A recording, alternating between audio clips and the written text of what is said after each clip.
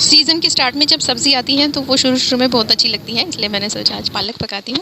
तो पालक को सबसे पहले मैंने अच्छे से धोया है, फिर उसको मैंने उबाला है और वो जो पालक पका है वो अपने ही पानी में पक गया है।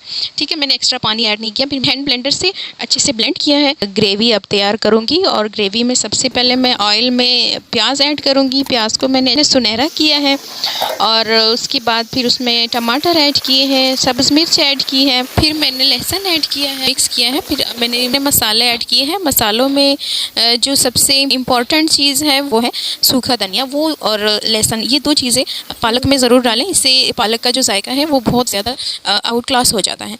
मसालों में सुरख मिर्च का पाउडर है, ज़ीरा है, हल्दी है और सूखा धनिया है, नमक है, बस यही मसाले मैंने ऐड किए हैं। फिर उन मसालों को मैंने अच्छे से भुना है, टमाटर और प्याज की भुनाई की है अच्छे से मसालों के साथ। फिर मैंने पालक ऐड किया और इस साइड पे मैं रोटी बना रही हूँ। हमारे घर में ज़्यादातर रोटी तो बाख पे बनती है, सबको ऐसी ही पतली रोटी पसंद है और इसको हम पास्ते बोलते हैं। आप लोग क्या बोलते हैं वो ज़रूर बताइए कमेंट में। और सालन में मैं गोश्त डालना भूल गई थी और वो मैंने लास्ट में डाला है, वो मुझे मसालों में ही डालना था लेकिन मुझे भूल गया था। लास्ट में ये लुक है सालन की और बहुत टेस्टी बना था। आप लोग भी ज़रूर ट्राई करें। जिसको नहीं आता वो वैसे तो पालक बनाना ज़ाहिर है कोई मुश्किल काम नहीं है, लेकिन बहुत सारी ऐसी लड़कियाँ हैं जिनको पालक बनाना नहीं आता, तो वो मेरी ये रेसिपी देख लें और आसानी के साथ बना लेंगी।